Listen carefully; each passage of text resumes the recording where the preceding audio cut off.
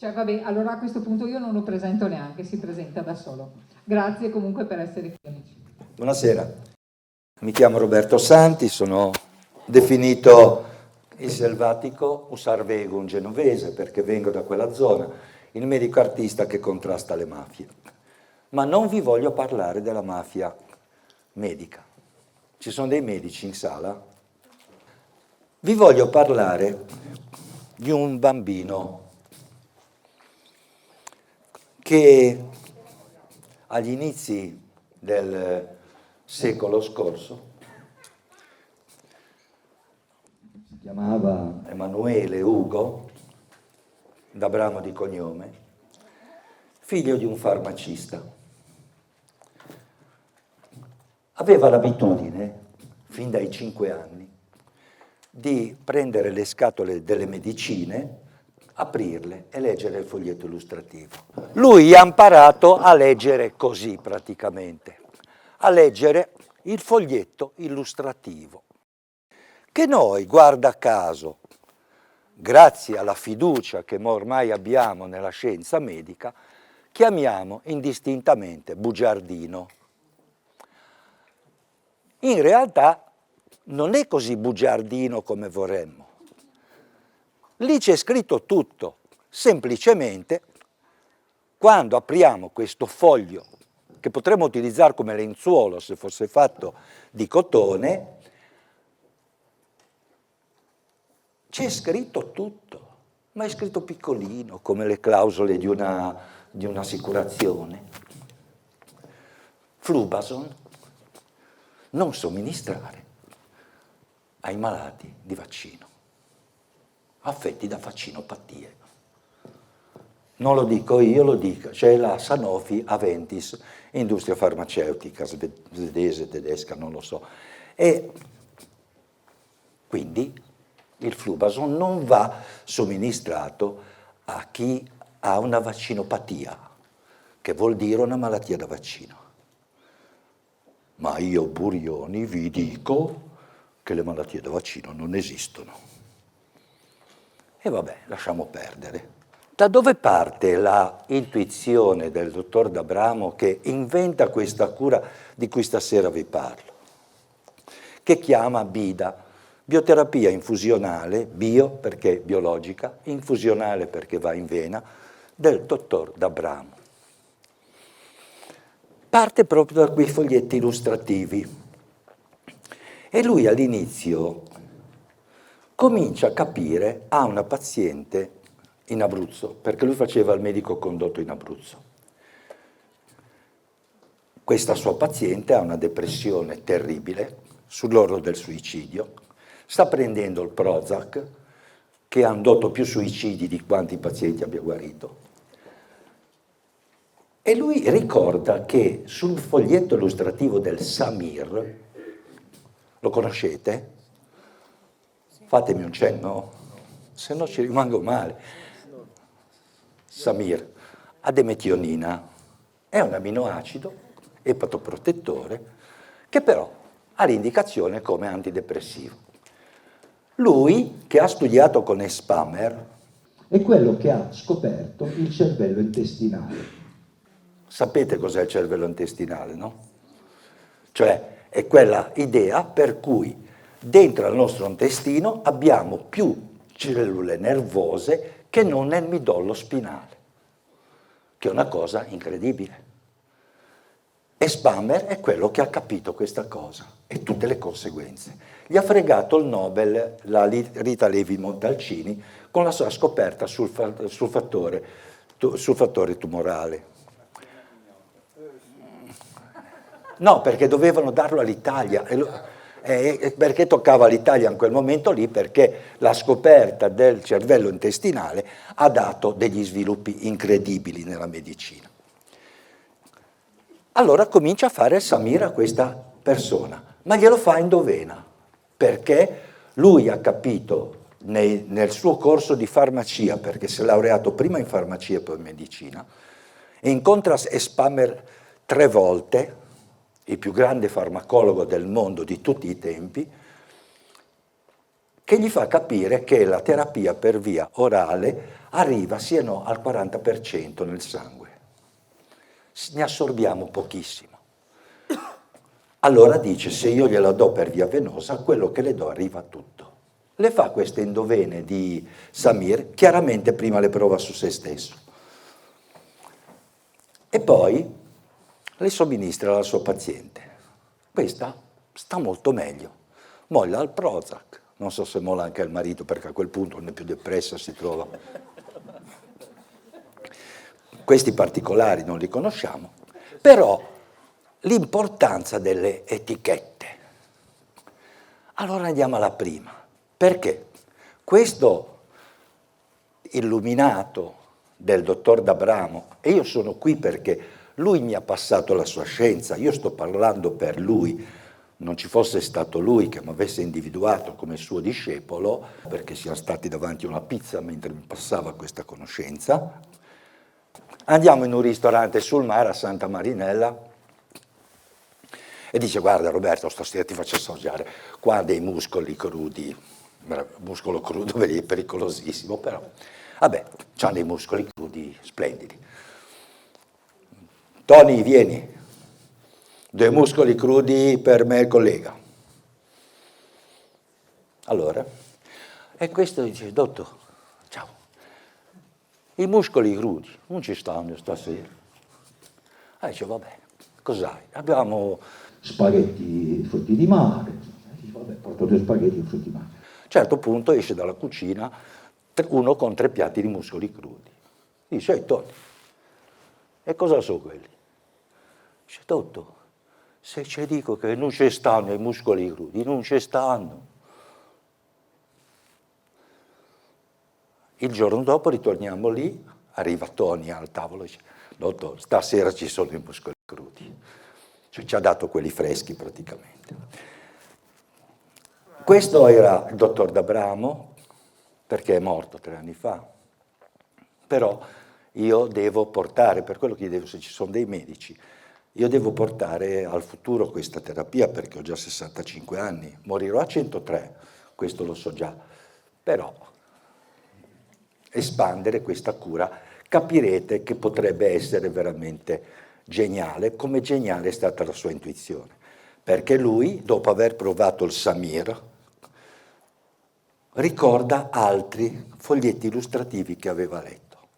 E allora se quei foglietti mi dicono questo, se io, e lui mi diceva sempre, guarda che in medicina 1 più 1 non fa mai 2, 1 più 1 farà 3 o meno 3, farà 4 o meno 4, però si amplificano e riesce nel corso di 20 anni a mettere insieme 20 sostanze, 8 sostanze, che tutte insieme capisce che fanno miracoli. Lui dice sempre che ha inventato la Di Bella col turbo. Io gli ho sempre detto, guarda, non dirlo troppo forte perché se a Di Bella hanno fatto il culo perché curava il cancro, tu che curi tutto, ti fanno il culo col turbo. Vediamo da dove parte l'idea della terapia del dottor D'Abramo. Noi sappiamo, parliamo di cancro, visto che hanno messo questa cosa, Francesca ha scritto questa cosa, caratteri cubitali, sulla locandina. Chemioterapia, io non ne parlo né bene né male. Ho le mie idee e me le tengo. Però mi chiedo una cosa, a proposito di glutatione. Questo è il glutatione. Cioè, quando facciamo la chemioterapia, non so se avete avuto, io mi auguro di no, però è molto difficile, oggi che muore 1 su 3 di noi di cancro, è difficile non aver avuto qualcuno in famiglia con questo problema. Vi avrà raccontato che dopo la flebo gli frigoriferi o vomita. Lo stomaco viene irritato, vengono irritati i suoi nervi, le terminazioni nervose delle dita vengono irritate dalla chemio. Quello che leggete qua, profilassi della neuropatia in corso di trattamento chemioterapico con cisplatina analoghi, cosa vuol dire? Che il trattamento chemioterapico dà una neuropatia, profilassi, cioè come evitarla. Infusione venosa di glutatione dovrebbe avvenire entro 15-30 minuti precedenti l'inizio della terapia. È scritto sul foglietto illustrativo del TAD 600 o del Tationil, comunque di qualunque formula di glutatione, comunque da qualunque industria farmaceutica prodotta. Questo farmaco è nella disponibilità di tutte le farmacie ospedaliere. Gli oncologi spagnoli, perché io ho anche pazienti da Madrid e da Barcellona, associano il glutatione, e non solo, vedremo, alla chemioterapia. Perché? Qua no.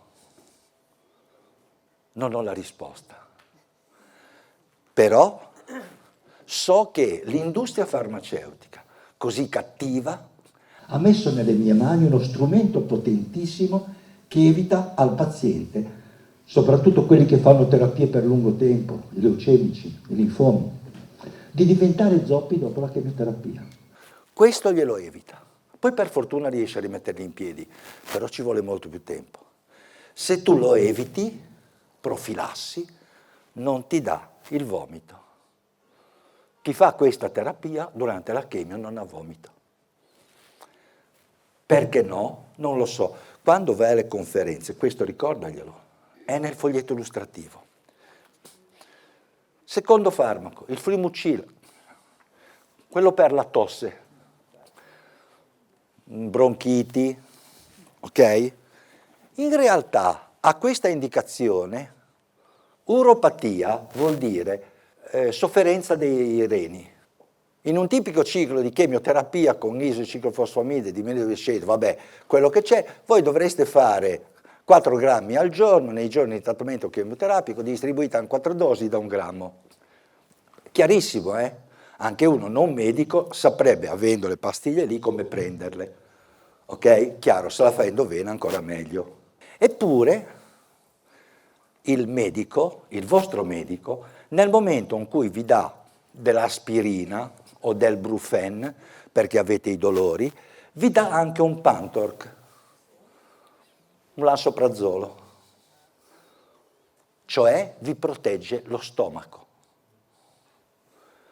Eppure senza stomaco io vivo benissimo, senza reni no, perché primum non nocere è il nostro primo emendamento del codice deontologico e del codice ippocratico.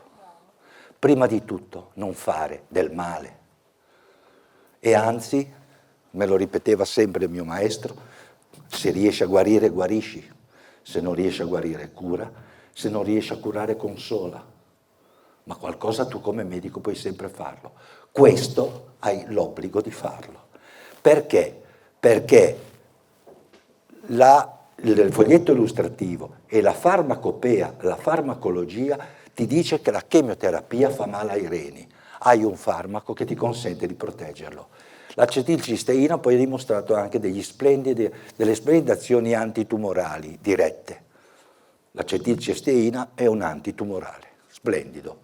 Però lasciamo perdere, teniamo soltanto quello che è scritto nell'etichetta. È anche l'unico farmaco che va iniettato endovena contro gli avvelenamenti da tachipirina. Perché con la tachipirina, che lo usiamo così, vediamo i bambini, ci si può anche avvelenare. E un'altra indicazione che a me questa sera però non interessava molto, perché qua stiamo parlando di cancro, quindi di chemio. Diciamo che ci sono farmaci che possiamo utilizzare noi medici perché proteggono il paziente dai danni che la chemioterapia può dare. La carnitina. La carnitina protegge il cuore. L-carnitina perché levogira.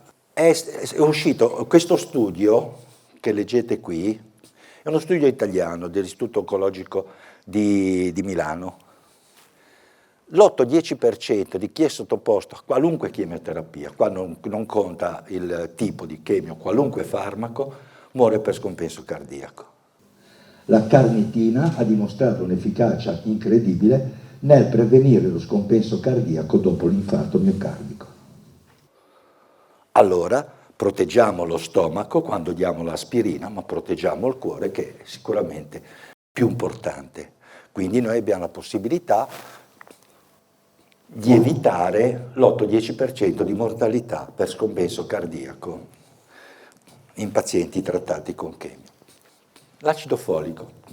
Molti medici diranno che è controindicato assolutamente nei tumori. No, in realtà si usa perché qui il discorso è un po' più lungo, perché l'acido folico viene utilizzato, diciamo, ci sono delle sostanze, il foglietto illustrativo parla del metotrexate, che è un farmaco antiimmunitario che si usa. Il reumatoide, per esempio, o cortisone o metotrexate.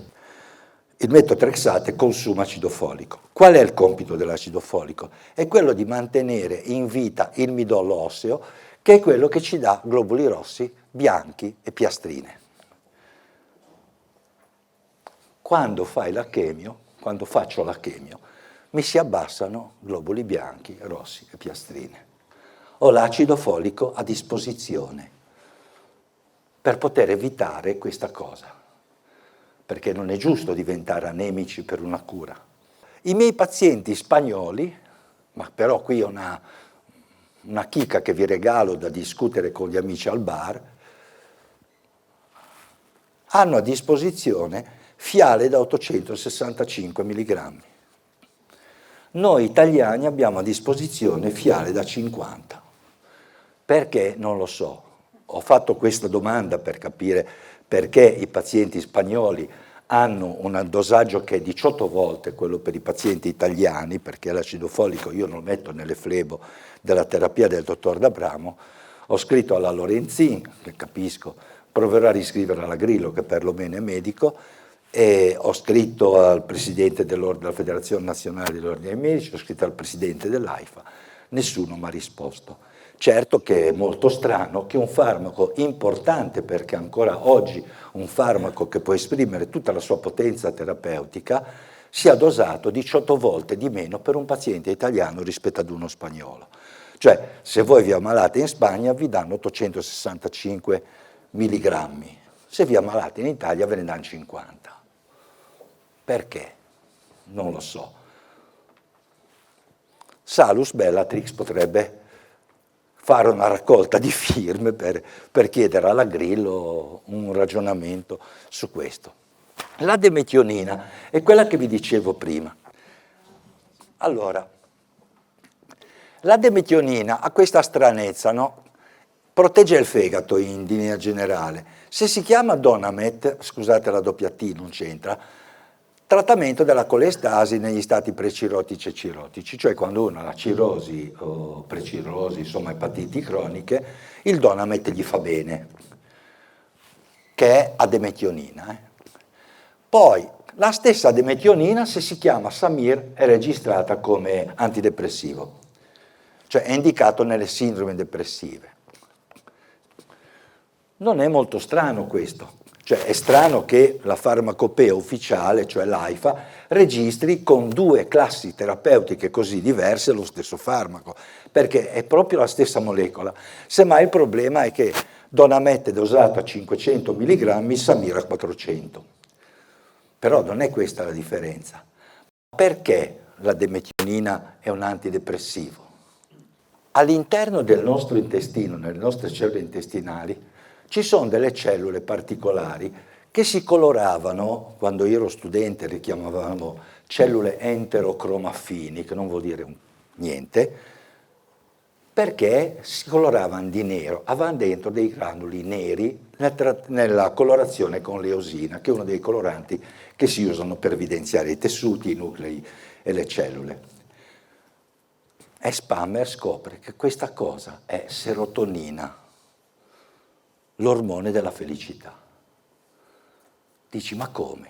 Perché se la serotonina, se viene prodotta a livello intestinale, non va nella vena che porta il sangue direttamente al cuore e da lì al cervello, perché tutta diciamo che il grande architetto universale che ha voluto che fossimo così, e siamo veramente splendidi, anche se a volte non ci piacciamo, ha dato una doppia circolazione, perché tutto quello che io mangio e che io assorbo deve passare dal fegato che lo rielabora. Pensate che si fa un culo tanto per cui 20 cellule su 100 lavorano e le altre incrociano le braccia, fanno i turni, perché deve lavorare giorno e notte. E vi spiegherò anche il colesterolo cosa c'entra con questo suo lavorare giorno e notte. Quindi la serotonina, che viene prodotta dalle cellule enterocromaffini a questo livello, a livello dell'intestino tenue, che qua è stato tolto, passa attraverso la vena porta, che è questa, che conduce tutti gli alimenti al fegato che li rielabora e lui li spara nella vena cava, che è la grande vena che poi va su, dalle vene sovrepatiche vanno poi su al cuore che pompa la serotonina nel cervello. Allora, se c'è un blocco epatico, e per blocco epatico intendo anche un blocco energetico, perché noi siamo anche energia, noi siamo dei corpi elettromagnetici. Se c'è un blocco energetico a livello del fegato, e basta che tu ti sia fatto un'incazzatura con tuo marito, con tuo figlio, questo succede, la serotonina non passa bene. Allora, se tu dai un epatoprotettore come questa metionina, che la chiami Don Ametto, che la chiami Samir, non conta niente, riparte il ciclo della serotonina. Questa terapia, come dicevo, nasce come terapia delle depressioni. Lui fa questi esperimenti, queste prove, mettendo insieme questi farmaci, perché lui intuisce che se io curo contemporaneamente il midollo osseo, i reni, il cuore, il fegato, insomma, magari mettendoli tutti insieme, 1 più 1 non fa 2, magari mettendo insieme 5 molecole risolvo chissà che cosa. E difatti comincia a risolvere chissà che cosa. Comincia a curare persone con la psoriasi, con il Parkinson, con le più strane malattie. Adesso vediamo anche questo. Però nel frattempo, e quegli anni, che Pauling, Linus Pauling, che non ha mai preso l'Oscar per... Sì, l'Oscar, ho fatto teatro. Non ha mai preso il Nobel per la scienza perché ha inventato la vitamina C, che è una delle più grandi invenzioni che la storia abbia avuto. Ha tutte queste... Potremmo fare una conferenza su ognuna di queste righe. Favorisce la guarigione delle ferite. Le piaghe da decubito, per dire vitamina C, vanno via molto velocemente. Negli Stati Uniti d'America ci sono ospedali, tanti, che anche solo per fare un'appendicectomia fanno 3-4 giorni di vitamina C endovena ad alto dosaggio. A quel punto le infezioni post-operatorie si azzerano, la cicatrice si chiude molto velocemente, non te ne accorgi neanche. Ha questo potere. Favorisce l'apoptosi, okay. È il suicidio, la morte delle cellule per suicidio. E la vitamina C la favorisce perché attiva un sistema della proteina P53 che è il killer. Cioè la P53 è quella che va lì e dice alla cellula ti devi uccidere. Quando le dice ti devi uccidere? Nel momento in cui si trasforma, per esempio, in senso neoplastico, divago. Studi americani, e questa cosa riguarda l'80% di questa sala, che finalmente cominciano a essere fatti, studiano il corpo dei pazienti deceduti non per malattia. Cioè, quando arrivano persone morte di morte violenta, per incidente stradale, omicidio, suicidio, incidente domestico, qualunque tipo di morte, ma non di malattia, li sezionano tutti gli organi e tutti i tessuti. Si è visto che tutti quelli sopra i 50 anni hanno almeno 2 cicatrici tumorali. Cosa sono le cicatrici tumorali? Tumori che si sono sviluppati e non sono cresciuti. In pratica almeno 2. Un 10% ne ha 12. In tessuti diversi, Tumori cresciuti fino a 1 centimetro e mezzo, guariti. Quindi di tumore si guarisce. Guariamo spesso. Sapete su quanti di questi cadaveri hanno trovato tumori tiroidei? 100%. Cioè tutti, noi, io, oltre i 50 anni è molto probabile che abbiamo un tumore tiroideo, stando a questa statistica. Allora, in Israele negli anni 70 ci fu uno sciopero ad oltranza dei medici, andò avanti per un mese e mezzo, le morti calarono del 20%. È pubblicato questo dato. Quindi rinforza il sistema immunitario. Allora la vitamina C magari mi protegge anche in quel senso lì. Se favorisce l'apoptosi e rinforza il mio sistema immunitario, mi dà la possibilità, se nasce un tumore dentro di me, di andarlo a sconfiggere prima di doverlo andare a indagare e a saperlo. Perché questo? Prendiamo lo screening mammografico. Perché è aumentato la mortalità? Dove si fa lo screening mammografico la mortalità è più alta di dove non si fa. L'ago aspirato secondo me sarebbe bene non farlo perché crei una strada. Parte questa procedura, ma soprattutto parte l'idea di essere malati di cancro e a quel punto tutto il tuo corpo diventa coerente, no?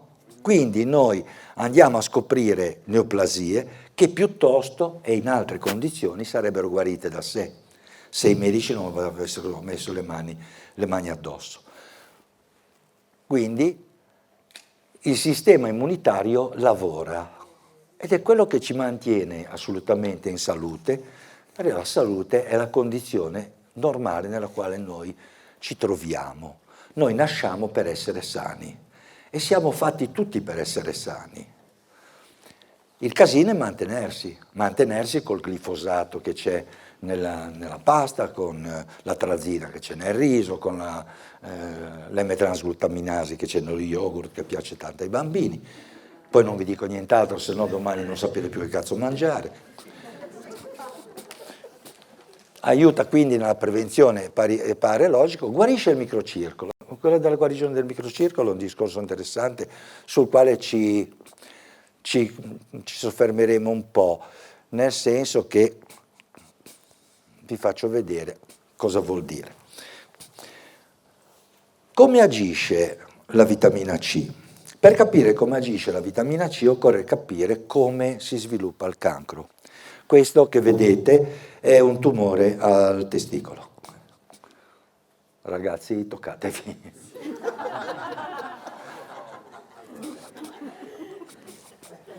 Le cellule nere sono quelle cattive. Come crescono? Non trasformano le cellule che hanno vicino. Non le invadono, perché loro sono cellule speciali, sono cellule immortali, vivono in condizioni estreme, per quello che è difficile toglierle di mezzo, perché sono molto più forti delle cellule normali. Allora cosa fanno? Producono una proteasi, che è un enzima, che scioglie i legami che ci sono tra una cellula e l'altra. Cioè noi stiamo in piedi perché siamo fatti di connettivo. Se non avessimo il connettivo dentro saremmo un mucchio di cellule per terra. Il tumore, la cellula cancerogena, si fa strada così.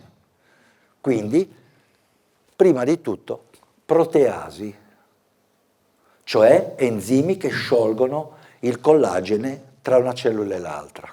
Allora posso dare degli antiproteasi. Esistono degli antiproteasi, per esempio lisina e prolina, sono due aminoacidi che contrastano molto efficacemente la produzione di proteasi da parte del tumore. Un altro aspetto molto poco conosciuto, me l'ha insegnato Giuseppe Genovese, collega recentemente ucciso perché diceva queste cose, la cellula neoplastica si maschera esattamente come le placche in gola. Quando abbiamo le placche in gola è perché i microbi che sono lì si ammantano di fibrina per non essere visti dai macrofagi, che sono i nostri soldati. Si mascherano e si rivestono di fibrina. Allora si può usare ad alto dosaggio l'ananase. C'è una sostanza che si chiama bromelina, che proviene dall'ananas e che chi è un po' più anziano di noi da bambino lo prendeva quando aveva il mal di gola e così via. Quindi può funzionare ancora adesso perché smaschera le cellule e le espone al sistema immunitario. La vitamina C crea collagene. Lo va a mettere laddove è mancato, perché è il cervello che dice dove deve andare, perché lui lo sa. Perché le cellule comunicano una con l'altra e tutte comunicano col generale. Il generale ti dice vai e depositala lì. Allora a quel punto tu crei un contorno di collagene intorno. E se hai culo, perché ci vuole anche quello, chiudi in un guscio il tumore. Lo chiudi. Gli dai l'impossibilità di andare avanti, lo chiudi. Se fai la chemio, i due vitamina C e chemio lavorano di concerto su questo, perché se tu butti gocce di vitamina C su queste cellule muoiono, ammesso di averle su un vetrino, sono esperimenti che sono stati fatti. Vitamina C costa questa 25 grammi, 7 euro. Quindi il difetto che ha questa terapia è che costa poco. Ed è un difetto insormontabile questo. Difatti pensavo di metterla di più, non so, prendere i farmaci e rivenderveli 10 volte tanto. Poi essendo di Genova.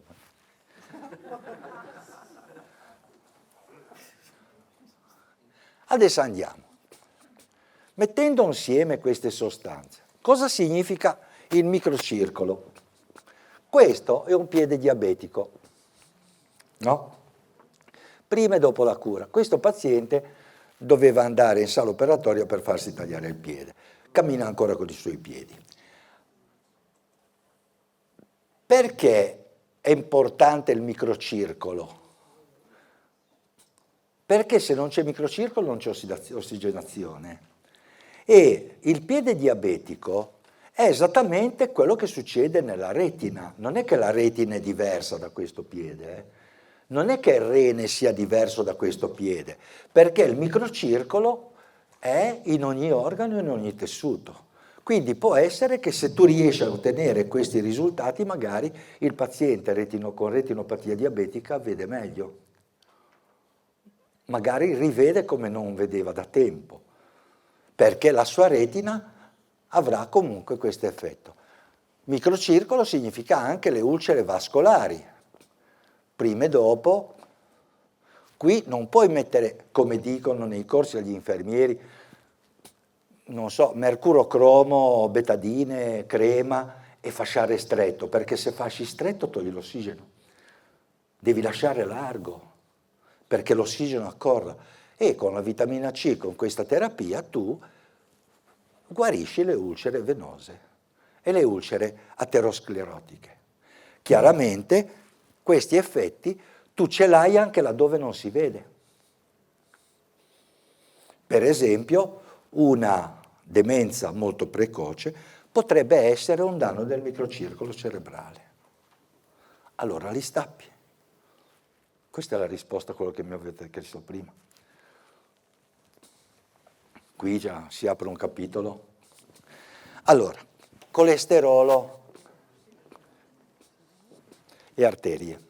Ricordate gli marinai nel secolo scorso che stavano fuori per mare tanto tempo, mangiavano gallette, pesce, gallette, pesce, gallette, pesce. Scorbuto. Cos'è lo scorbuto? No, non voglio la causa, voglio l'effetto. Perché morivano queste persone?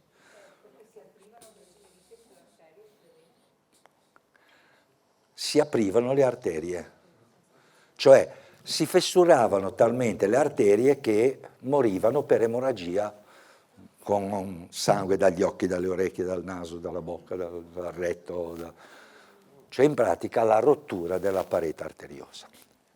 Oggi cosa succede?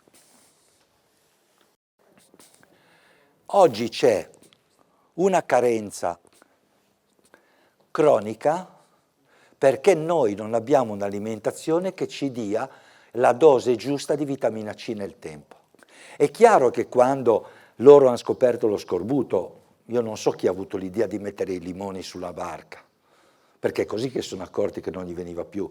Hanno detto, ma mangiassero anche un po' di verdura, metti il pesce. Infatti in Liguria abbiamo inventato il capon magro, che è pesce con le verdure. No, sì, no, anche quella lì, sì, con la cipolla, la giada si chiama da noi.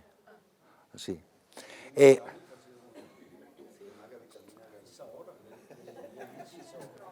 sì, però mangiavano solo quelle. Ha detto, ma diamogli dei limoni, hanno visto che non morivano più, ed lì è venuta l'idea. Però questo è valido ancora oggi.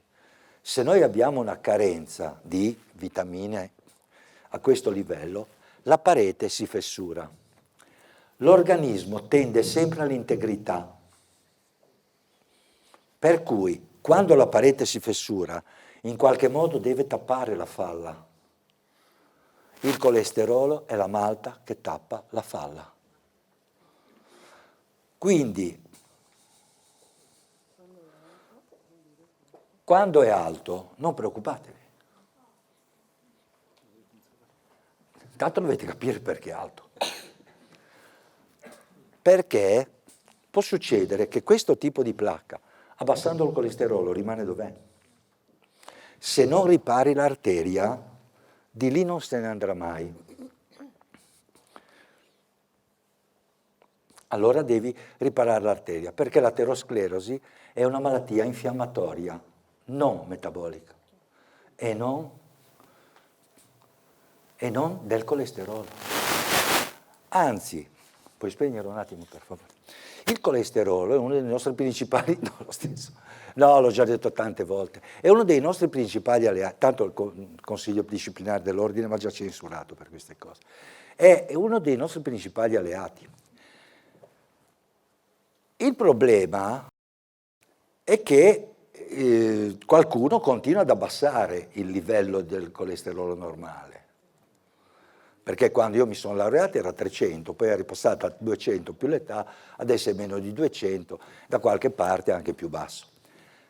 Tanto uno, fate l'esame non a digiuno, andate a fare l'esame dopo mangiato. Perché questo? Perché il fegato, che è quello che produce il colesterolo, tanto che le medicine che vengono date per abbassarlo vanno a fermare l'enzima che produce il colesterolo. Ora dico, ma io penso veramente che il mio fegato sia così stupido che ne produce più di quello che mi serve? Oppure penso che questo sia un peccato della superbia, altro che Adamo con la mela? Questo è ancora peggio, perché dire che Dio mi ha dato un fegato stupido non mi sembra una buona pensata.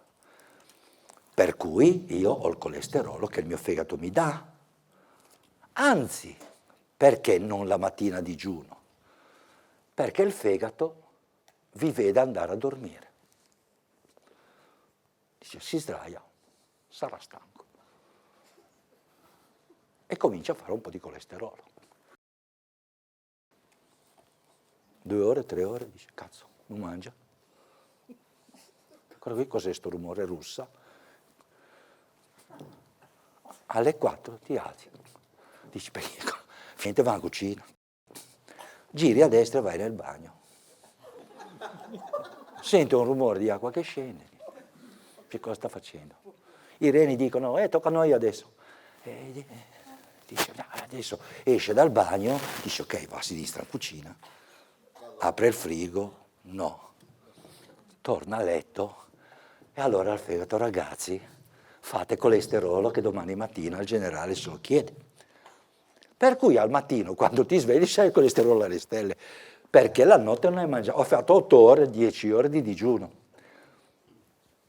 Perché Quando il medico prova a togliere il colesterolo dalla dieta di un paziente perché non gli piace, forse perché noi abbiamo un testo ormai quegli omini gialli schifosi con la pancetta che attentano alla vita di quella vecchietta che tranquillamente se ne va a fare la spesa, il colesterolo ci sta sul culo.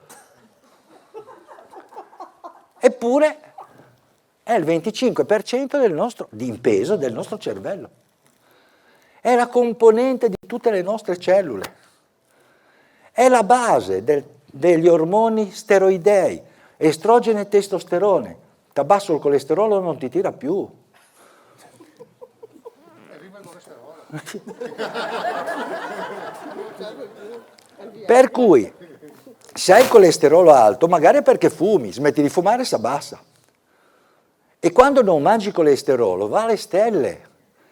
Perché il fegato dice, cazzo fa questo qua, l'ha mangiato uova fino a ieri, adesso si spalmava il burro sul pane, una grattata di formaggio, poi anche quando uno è anziano, gli levi la grattata di formaggio dalla pasta. Noi dobbiamo proteggere, dobbiamo rispettare il nostro corpo. Il nostro corpo funziona come Dio ha deciso che funzionasse. Alzi la mano chi fuma. Coraggioso. No, perché ha paura che poi non mi Psoriasi, chi è che diceva prima psoriasi? Qua vabbè, alcune foto prima e dopo la cura. L'ipertricosi, le donne con le gambe pelose. Si verifica questo tipo di ipertricosi molto, vabbè questa è proprio una scimmia, quando è sballato il rapporto tra estrogeni e testosterone, perché ognuno di noi, se è maschio ha il testosterone più alto e gli estrogeni più bassi, se è donna è viceversa. Però purtroppo i laboratori danno un limite minimo e massimo per il maschio e per la femmina di estrogeni e testosterone. In questi casi tu trovi, io ricordo una ragazza di 26 anni, splendida, di Lugano, che era coperta come una scimmia, aveva gli estrogeni normali ma a livello più basso e il testosterone normale ma a livello più alto. Quindi tu vedevi gli ormoni uno per uno erano normali, ma il rapporto la portava in questa condizione. La terapia ha ripareggiato tutto e i peli sono caduti nel letto, l'ha trovati nel letto la mattina dopo.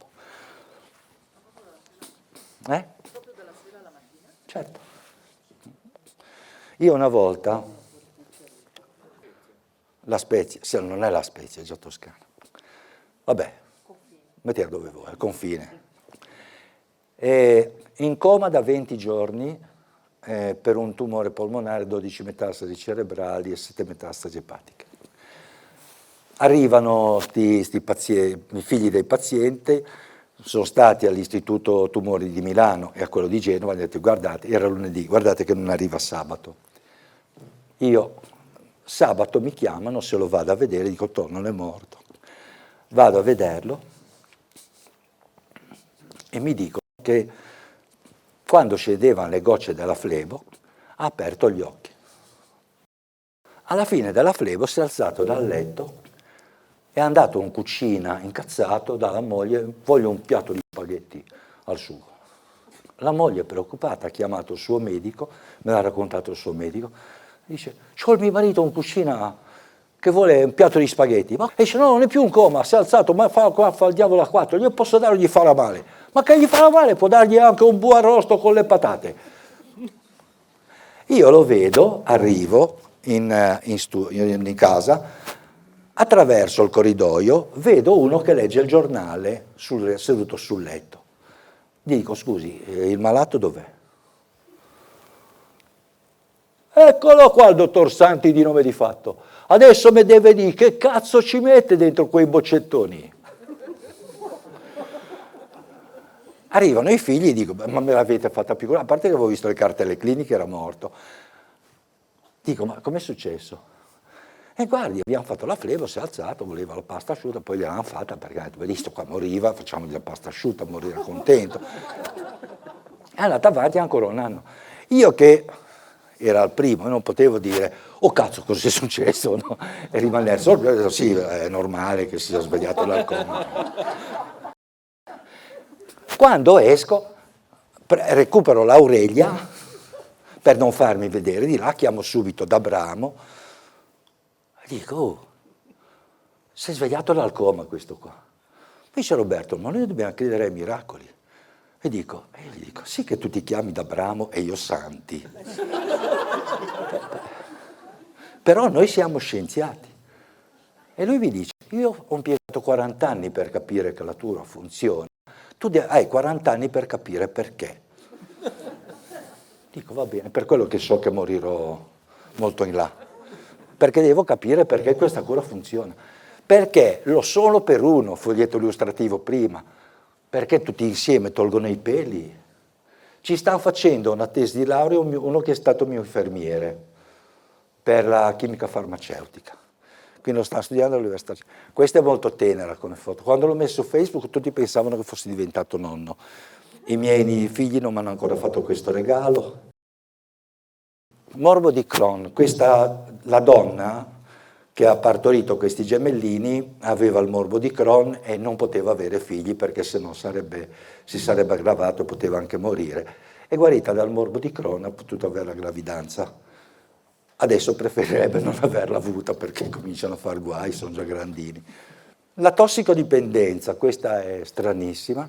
Questo è un centro per le tossicodipendenze che si chiama Gesù Confido in Te di Vigonza, qua vicino. Vigonza. Curano tossicodipendenti e malattie psichiche con questa cura. È chiaro che se questa si diffondesse i CERT non servono più a niente. Allora, quando è successa questa cosa sono rimasto un po' sconvolto anch'io, nel senso che, scusa, io ho tutta una mia opinione sull'AIDS,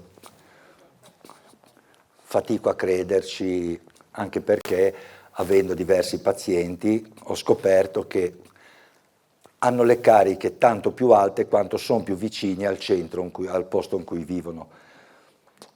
Cioè, io ho avuto pazienti di Città di Castello, questo era di Città di Castello, che quando faceva l'esame a Città di Castello aveva 1 milione di carica virale, 300.000, 800.000, se poi si spostava a Terni e andava là a dire guardi ho avuto un rapporto a rischio, vorrei vedere un attimo, 0. Per cui non lo so, questo mi è successo anche con un paziente di Ancona, con una paziente di Milano, i valori della carica virale variano moltissimo. Quindi è una malattia molto molto incerta, anzi tra i medici non siamo neanche sicuri che sia l'HIV la causa dell'AIDS, anche perché la sindrome da immunodeficienza acquisita, ci sono molte sindromi da immunodeficienza e il valore, diciamo il fattore di rischio è sempre la tossicodipendenza che riduce le difese immunitarie e tossicodipendenza e prostituzione ancora di più. Quindi più che guarire l'AIDS, cioè il virus dell'HIV, io preferisco con questa cura andare ad alzare le difese immunitarie, cioè mi interessa che i CD4 e i CD8 si alzino, quindi metto il paziente al riparo, anche perché le terapie antivirali agiscono solo sulla carica virale, ammesso che riescano ad agirci. Non riesco a essere più preciso su questa cosa perché è una confusione in testa incredibile. Noi abbiamo il vizio di, ci sono molti sieropositivi asintomatici, eppure il siero, se un nostro amico ci dicesse che è sieropositivo, noi a prendere il caffè a casa sua, col bar con lui, non ci andremo più. Io sono sieropositivo. Sono sieropositivo per il morbillo, sono sieropositivo per la rosolia, sono sieropositivo per la scarlattina, sono sieropositivo per la rosolia, sono sieropositivo per l'influenza, sono sieropositivo per tutte le malattie che ho fatto. Tutti noi siamo sieropositivi per tutte le malattie che abbiamo fatto. però non ci curiamo tutta la vita per il morbillo, per la rosolia. Difatti l'Organizzazione Mondiale della Sanità dice che il sieropositivo asintomatico non va trattato perché non è un malato. E dice l'Organizzazione Mondiale della Sanità che rischia di avere più danni dagli effetti collaterali della terapia che dalla malattia che non ha. Però i protocolli e le linee guida degli invettivologi e dei virologi dicono che vanno trattati. Sinceramente non capisci perché. Perché trattare uno sano so che è uno dei pallini dell'industria farmaceutica, lo dicono anche molto apertamente, però farlo in maniera così spudorata e contro il parere dell'OMS, dell'Organizzazione Mondiale della Sanità, a me sembra grossa, ecco, grossa e grave. Morbo di Pandas, non chiedetevi, non vi chiedo cos'è perché il giorno che mi hanno portato questa bambina, Teresa Piromalli su Facebook mi ha detto di fare il suo nome perché queste foto sono tratte da Facebook dove morbo di Pandas è una malattia, non si sa se da vaccino, viene dopo i vaccini però. I soggetti vaccinati, i soggetti non vaccinati non si è mai vista, però è una malattia molto, molto rara, è difficile dirlo. Questa bambina in pratica ha 11 anni, quando fa la cura 2 anni fa, e vive 11 anni sotto antibiotici perché ha un sistema immunitario talmente sputtanato per cui ogni filo d'aria che prende, 37,3, 37,4 di febbre, quando non 38, allora ricordo che la portavano fuori con la sciarpina anche d'estate, che d'estate fa caldo, siamo sul mare. Questa fa la terapia, casino come dosarla, le ho dato mezza fiala per ognuna, l'altra mezza l'ha fatta la mamma è guarita dalla fibromialgia, lei è diventata così. Per dirvi anche gli effetti estetici che ha, oltre al fatto adesso è una bambina che sta bene, riesce a fare una vita normale, non ha più preso una medicina da 2 anni, anche d'inverno non fa neanche un raffreddore. Questo è carino, si chiama Franco Anichini, anche lui vuole che lo citi, non sto violando la sua privacy, è un grande artista, è un architetto, adesso un po' anziano, però vorrei che vivesse ancora molto molto a lungo perché ha grandi progetti. L'ho conosciuto quando stava disegnando la Divina Commedia, quindi capite già che è uno matto, uno che decide di fare la Divina Commedia. E la fa in questo modo, questa è la porta dell'inferno, lasciate ogni speranza voi che entrate. Finisce le 33 tavole dell'inferno, la mano destra si blocca. Morbo di Parkinson, lo vede il neurologo e dice guardi che è così, comincia l'L-Dopa, la figlia che conoscevo mi manda a chiamare, lo vado a vedere, fa un ciclo di terapia, riprende, questo è il purgatorio, dopo la cura, la mano si sblocca, riprende il suo lavoro, facciamo un ciclo all'anno, sono 5 anni che chiaramente è arrivato in paradiso, sono 5 anni, bello questi sono Dante e Beatrice, che salgono al cospetto di Dio. Sì, l'infinito, lì dentro ci sono le anime, è un tipo molto particolare e ha fatto delle carte splendide, dei fantarocchi li chiama, dei tarocchi fatti con questo stile qua. Ha una mano splendida, avrebbe potuto fermarsi all'inferno. L'abbiamo portato qua. Grazie.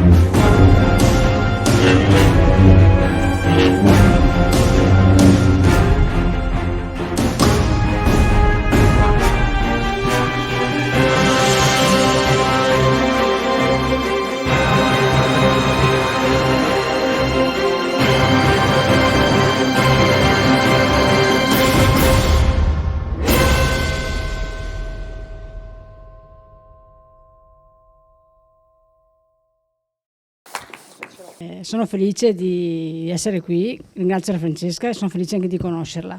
Io ho mia madre che dal 2016 ha avuto 3 ischemie. A ottobre dell'anno scorso le sono venute delle ulcere vascolari nei piedi per l'arteria che era sclerotizzata in 3 punti.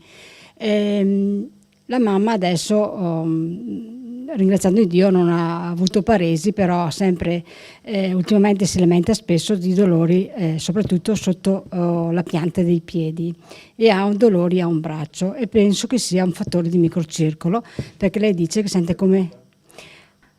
Mi può dare una mano? Perché io le do vitamina C, però è un pezzo che No, io la ho vitamina- questo tarlo nella testa di fare la vitamina C a livello in vena, perché Vi do un'indicazione sulla vitamina C, che molti la chiedono anche rispetto a questa domanda. La vitamina C si assorbe molto male a livello intestinale, le donne meno degli uomini. La dose sostanziosa per ognuno di noi sarebbe dai 5 ai 12 grammi, finché non vado al gabinetto. Prendo un cucchiaino stamattina, 2 domani, 3 dopodomani. Quando sono arrivato a una dose che mi ha portato al gabinetto di corsa con diarrea, è la dose giusta, la fraziono per 3 volte e quella è la mia dose. Questa per tutti i giorni della nostra vita. Se devo curare, dai 25 ai 50 grammi in vena, magari con acido folico, con la formula che è qua. Chiaramente è bene vedere la paziente, però è recuperabile, come quelli che sono stati recuperati lì.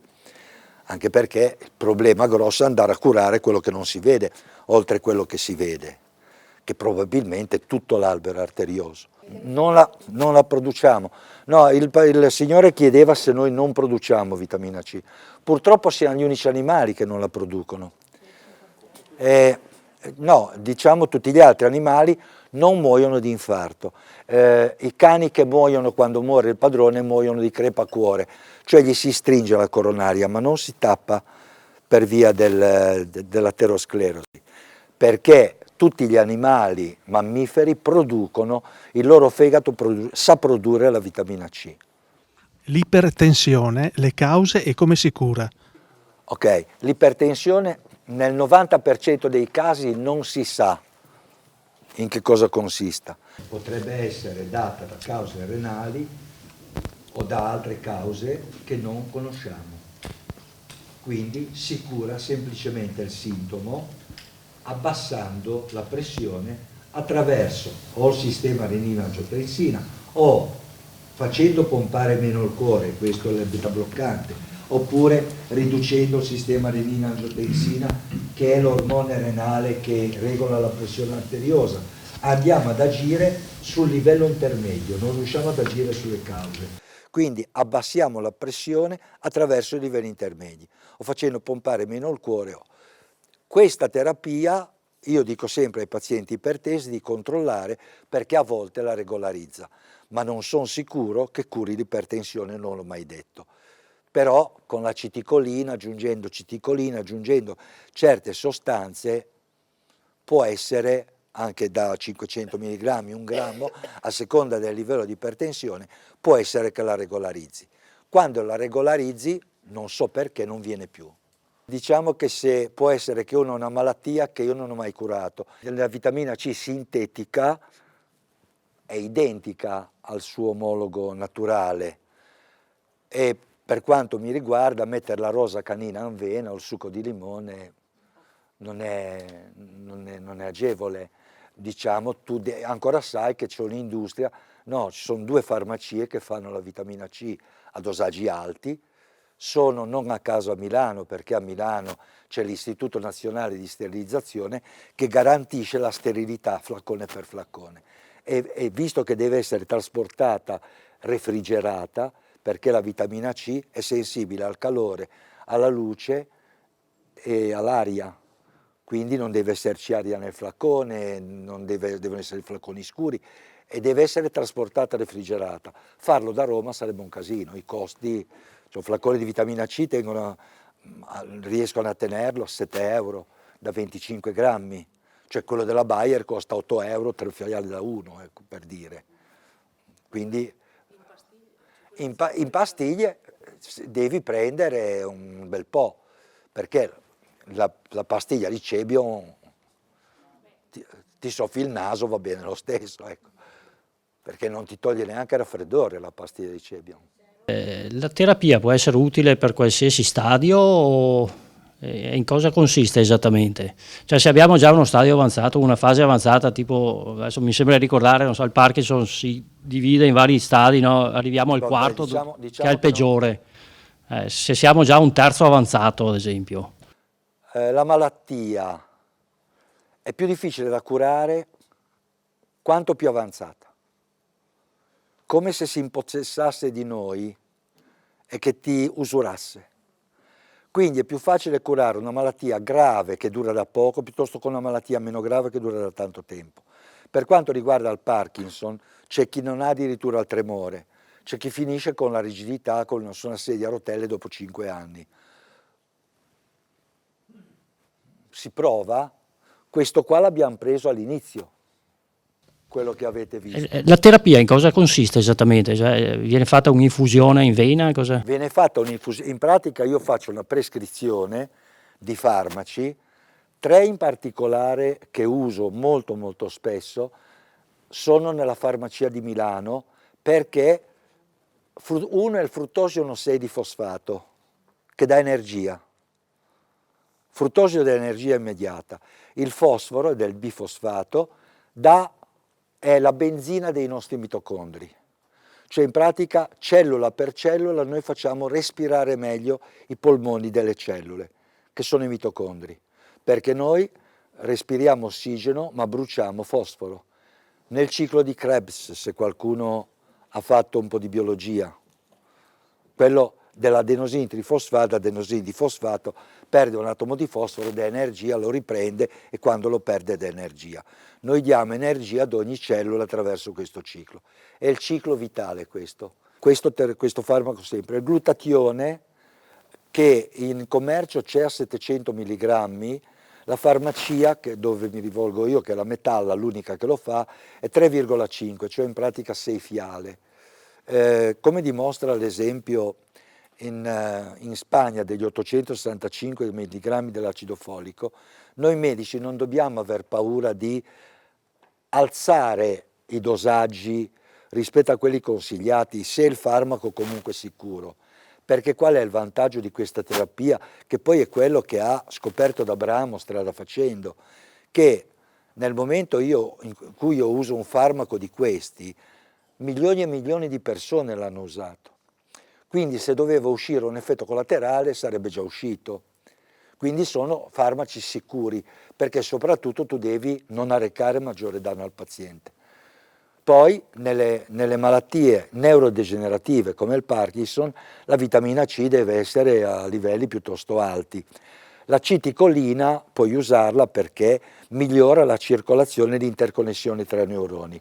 Sarebbe il Nicolin che una volta si usava ancora sia quando uno aveva un ictus, perché anche con l'ictus questa terapia, la ripresa è più veloce, chiaramente non fai i miracoli che alzati e cammina, cioè può succedere perché è successo, ma con le persone in coma, perché sulle persone in coma le ho viste svegliare tutte, poi magari muoiono più in là perché la malattia comunque c'è.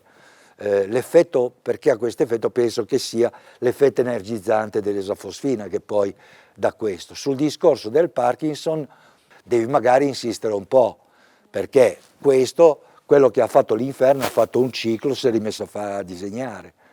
Un ciclo, scusate, sono 10 flebo nel mio linguaggio.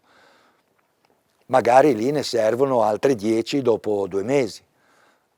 Poi diciamo che ne fai 10, vedi la risposta.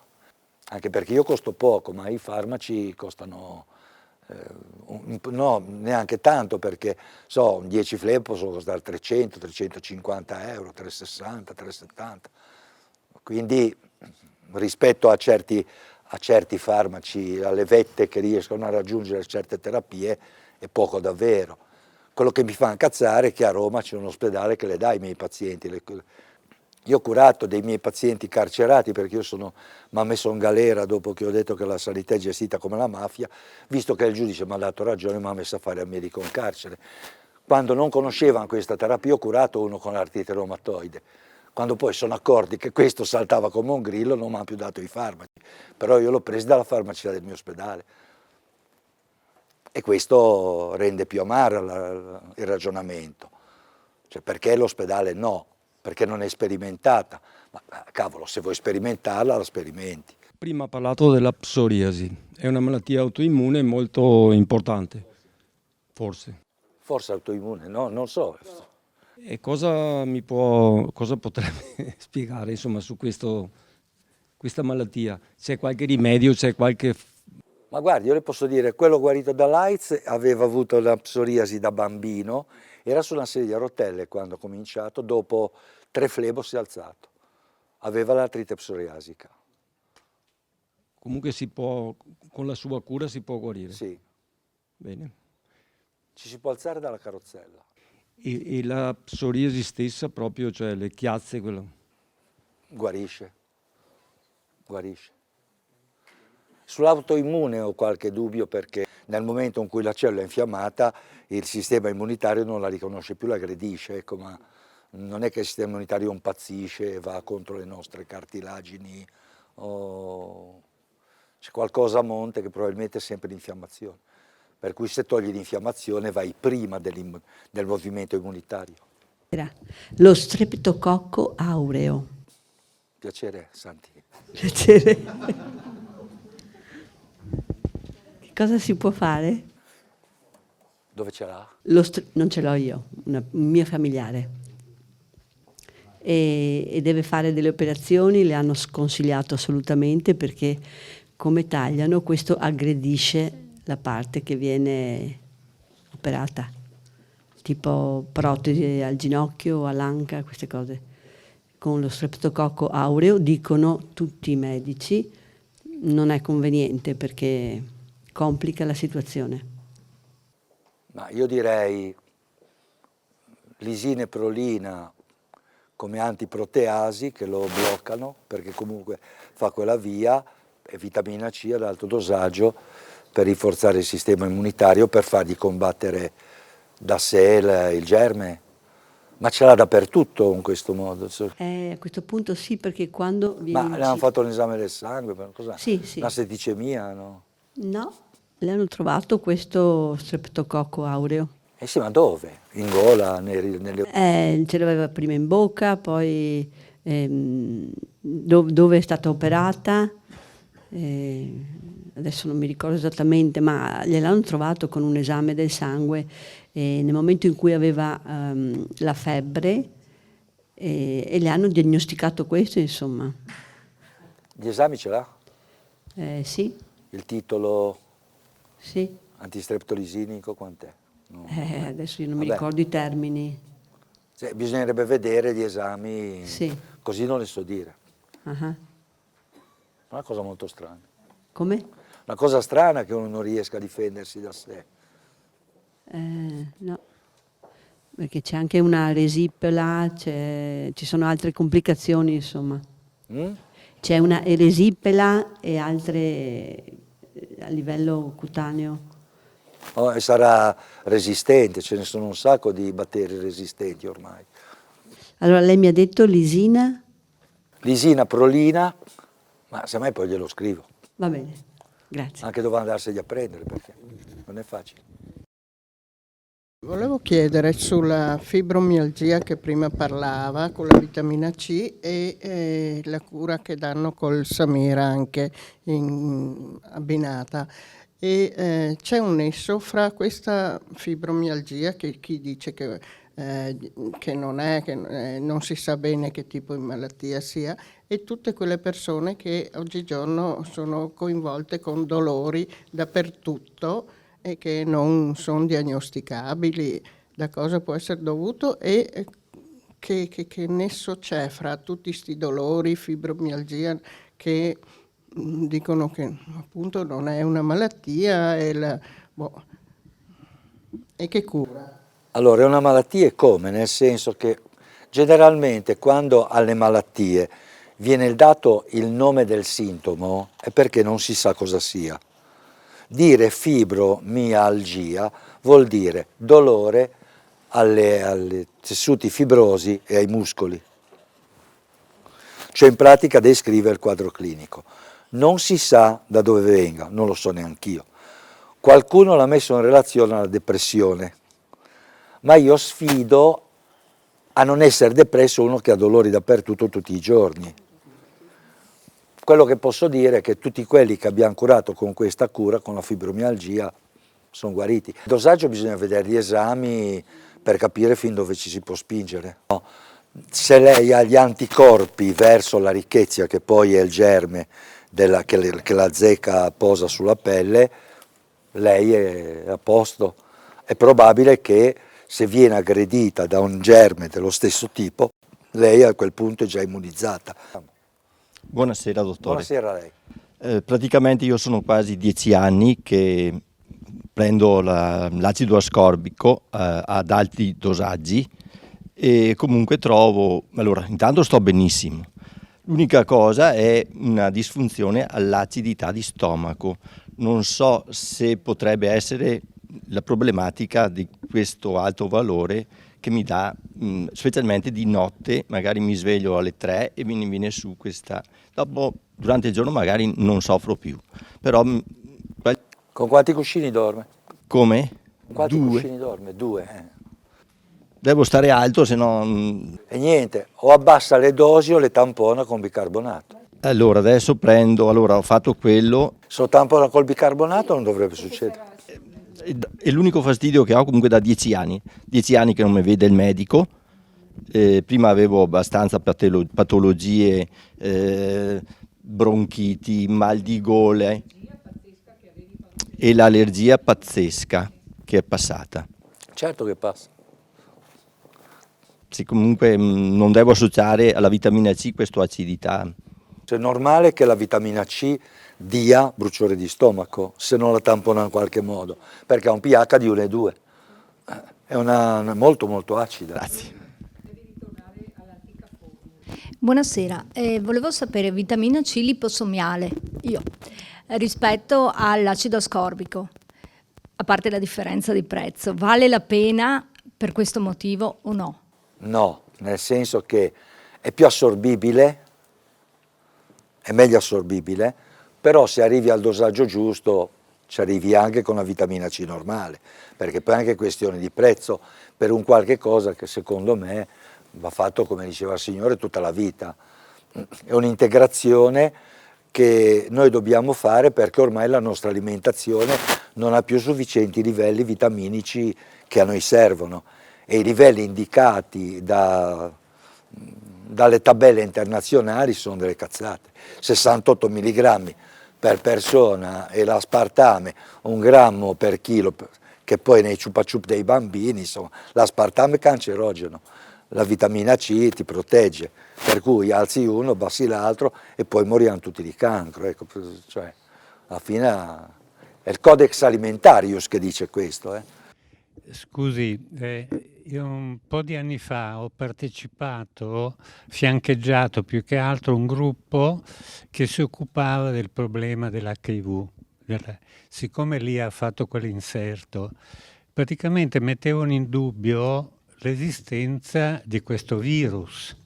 Sostanzialmente sembra, non so tutt'oggi com'è la situazione, che il virus non è mai stato individuato. Perché, scusi un attimo, completo il mio intervento, perché mi sembra che anche lei abbia espresso dei dubbi, voglio dire, su questo argomento, no? Tant'è vero che poi si diceva che praticamente tossicodipendenti o omosessuali non si muore del virus, ma si muore di malattie opportunistiche per l'abbassamento del sistema immunitario, dove l'uso delle droghe o degli eccitanti per gli omosessuali andava a abbassare il sistema immunitario, diventava poi la loro situazione vulnerabile, tant'è vero che la gente moriva o di polmonite o di sarcoma di Kaposi, adesso non so se l'ho detto bene, non me lo ricordo un po', per cui vorrei vedere se i suoi dubbi, perché a tutt'oggi l'argomento se ne parla magari un po' meno. Grazie comunque. L'esistenza del virus l'ha negata Montagnier, che l'ha scoperto e ci ha preso il Nobel per questo. Ancora più incerto è che l'HIV sia la causa dell'AIDS, anche perché studi recenti hanno evidenziato che l'HIV ce l'abbiamo tutti e le donne lo passano al bambino quando nasce per allenare il suo sistema immunitario. Anche perché l'AIDS non è una malattia, nel senso che nessuno ha mai descritto la malattia dell'AIDS. Cioè io posso dire che l'influenza è o mal di gola, raffreddore, dolori muscolari diffusi, oppure questi dolori muscolari diffusi con febbre, vomito e diarrea. Ho il quadro. L'AIDS non è definito come malattia, tanto che oggi, mentre all'inizio della storia, negli anni '80, 2 malattie opportunistiche venivano definite AIDS ed erano il sarcoma di Kaposi e la polmonite da pneumocisti carini, oggi sono 26 le malattie, perché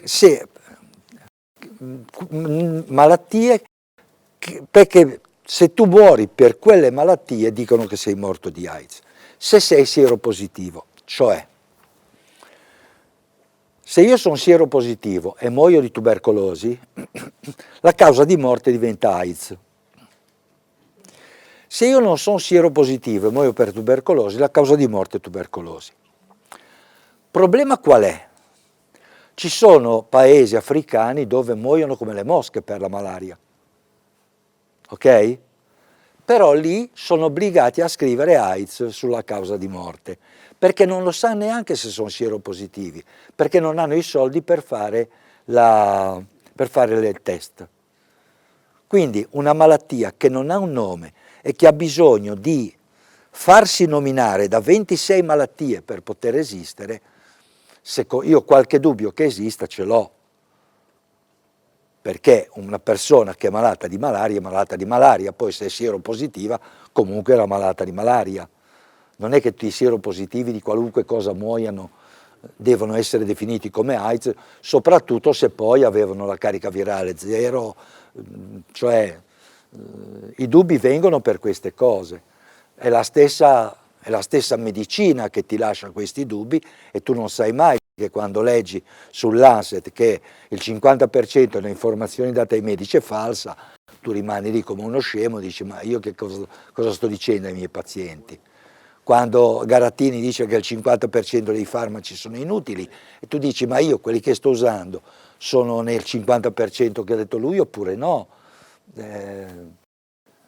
Usiamo antibiotici quando non ha senso, inibitori di pompa, pantoprazolo, come se piovesse, non serve un cazzo. 15 giorni hai fatto la cura, no? Tutta la vita, anche perché poi azzerare l'acidità gastrica è un casino, perché l'acidità gastrica ce l'abbiamo perché serve a difenderci da malattie. No, ma adesso lì dentro hanno messo la candidosi intestinale, hanno messo la malaria e la tubercolosi. Ci sono paesi, la Nigeria, paesi africani dove malaria e tubercolosi sono endemiche, non hanno i farmaci perché non se li possono permettere per curarle, però questi sono tutti morti di AIDS. È per quello che le statistiche dicono che è in aumento, no? Poi in realtà se curi l'immunodeficienza va bene, quello campa 100 anni. Buonasera. Prima lei parlava del Samir. Mi sembra che è un farmaco che i medici non è che ti prescrivono con molta facilità, cioè viene ritenuto un po' un farmaco di nicchia, il Samir. Cioè mi dà l'idea che te lo prescrivano proprio cioè, in situazioni diciamo abbastanza serie, impegnative. Le risulta questo? C'è un motivo secondo lei? No. Tra l'altro il Samir mi sembra che anche lui agisca cioè come promotore dell'ATP, pertanto questo potrebbe essere anche il discorso, come dire, cioè l'efficacia del prodotto? Diciamo che il Samir, come tutti questi farmaci, hanno subito un declino nel corso degli anni di tipo modaiolo. Cioè esiste la moda, io mi ricordo quando ero ai primi anni che ero medico, il Samir andava a fiumi, non lo davano a chiunque davvero. Cioè, io mi ricordo che il rappresentante che portava in giro questo farmaco ci ha fatto tutta la vita solo su questo farmaco. L'idea della terapia d'Abramo cos'è? Un farmaco che sono tanti anni che si usa, dimostra ancora la sua capacità curativa, usiamolo. Perché no? Perché, come ha ragione, come dice Garattini in questo momento, e speriamo che veramente arrivi quel momento, che l'AIFA e gli enti autorizzatori non dovrebbero mai autorizzare un farmaco nuovo se non dimostra di essere migliore di quello che è già in uso. Questi farmaci sono in uso e sono efficaci. Io ricordo un paziente che ho, anche questo ligure, con un Alzheimer molto avanzato, però qualche risultato l'abbiamo avuto anche lì. Nell'Alzheimer metto anche l'aciticolina, che è uno farmaco splendido a livello delle conduzioni nervose, quindi riesce anche a ripristinare a volte quello che è andato perduto. Quello che non riesce a ripristinare è l'atrofia cerebrale, cioè quando c'è l'atrofia sconsigli, perché a quel punto io non posso mettere cellule che la malattia ha tolto. Vanno dal neurologo, dalle mie parti, anche questi sono nella mia ASL, vanno dal neurologo per correttezza, dice guardi che sto facendo questa terapia. Dice l'aciticolina, una volta la davamo anche noi. E lei dice perché non la date più? Boh, non l'abbiamo più data. La davi, faceva bene, l'industria te la continua a fornire, continua a usarla, non che arriva la quietapina, allora tutti vanno a usare la quietapina, cioè, quello ti dava effetto, buoni effetti, usalo. Col Samir risolvi un sacco di sindrome depressive, ma ne risolvi un sacco davvero, e è un farmaco splendido, ma poi ripeto, sono tutti farmaci che sicuri, perché essendo 40 anni, 50 anni che sono in giro, milioni di persone l'hanno presi. Perché quando prendo il farmaco nuovo, l'hanno preso 1500 persone, mica di più, perché uno di più costa. E se esce un effetto collaterale 1 a 3000, ho 50% di probabilità che nella sperimentazione non sia uscito. E quando lo uso, se esce una 3000 e lo uso su 3 milioni di persone, faccio una strage. È quello il discorso, perché purtroppo allora io ai miei pazienti il farmaco nuovo gli dico lasciamolo provare agli altri, poi vediamo come va.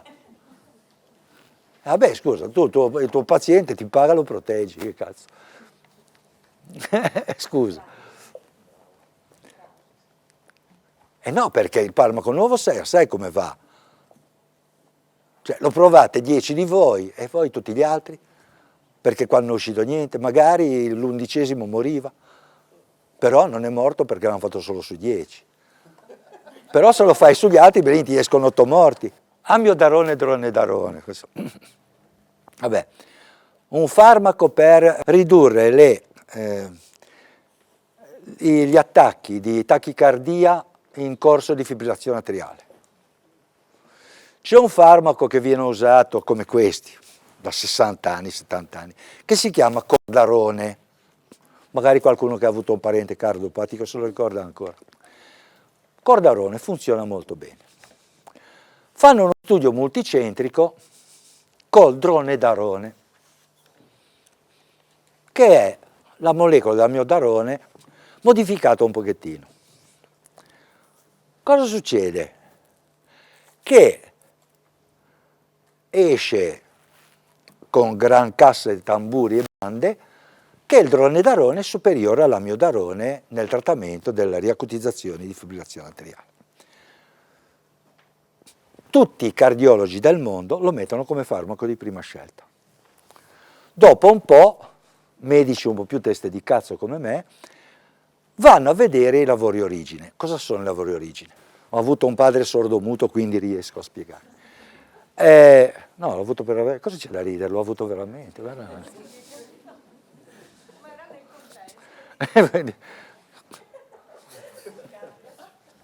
Vabbè, papà sordomuto, ci faceva ridere. No. No, dicevo che fanno 1500 persone, lo fanno in studi multicentrici. Cosa vuol dire? Prendono 15 centri, 100 persone e provano il farmaco A e il farmaco B, ok? Poi cosa fanno? Di questi 15, su 8 Dronedarone era superiore a Miodarone, se funzionava meglio. Su 7 era meglio quello vecchio. Cosa fanno? Non presentano i 7 che hanno fatto, i 7 trial che hanno fatto, dove il loro farmaco non funzionava. Tanto che, io dico cose che non mi invento, tenetelo presente, anche se sembrano molto strane.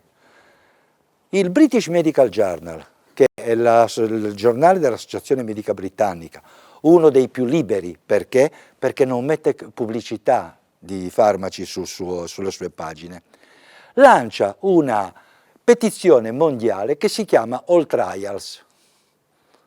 Cioè, sembra logico che noi medici dobbiamo firmare perché l'industria farmaceutica presenti i risultati delle sue ricerche?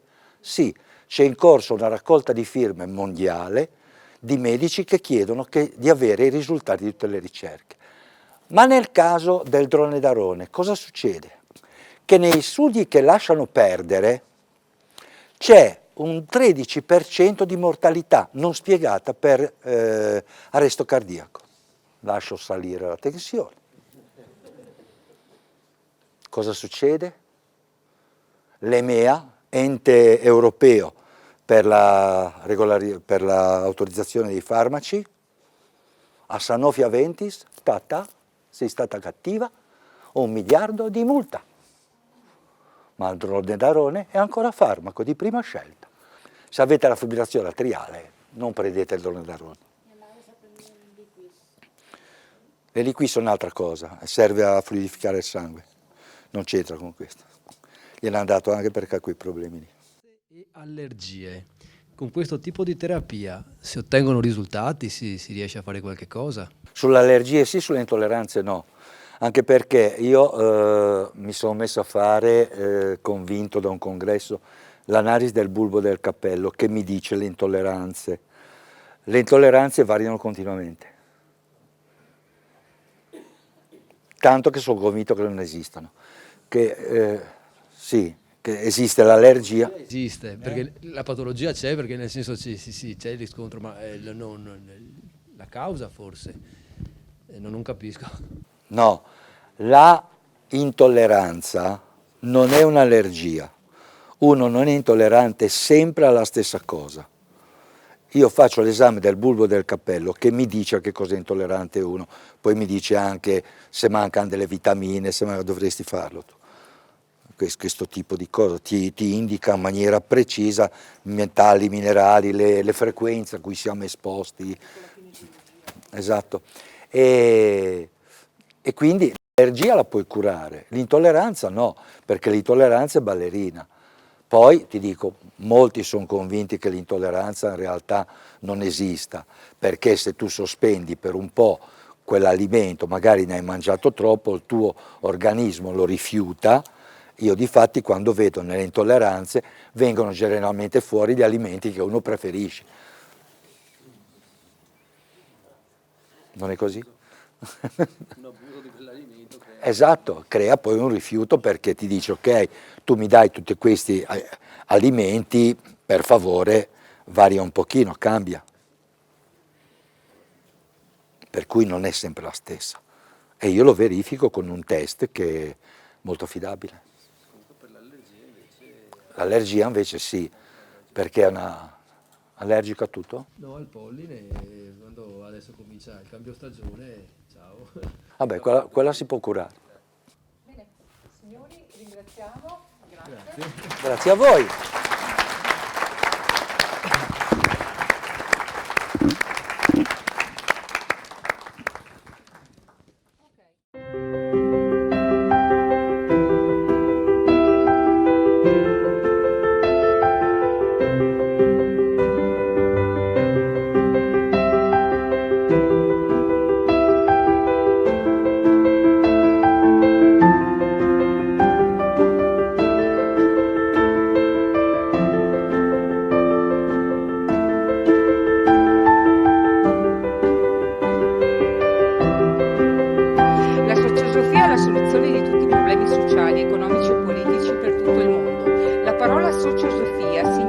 letteralmente il buon senso del popolo. L'idea di